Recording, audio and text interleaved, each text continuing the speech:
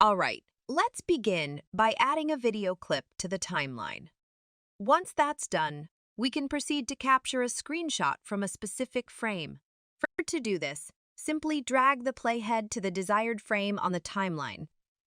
Below the preview, you should notice a small camera icon, which is the third to last button. Now it's time to take the screenshot. Clicking on the camera button will open a pop-up window.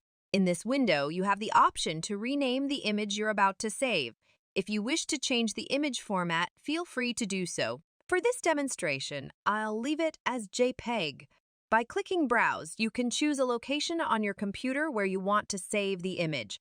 Additionally, there's a checkbox that enables you to import the image directly into your project if you plan to use it within Premiere. Once you've made all the necessary adjustments, hit OK to save the screenshot to your computer.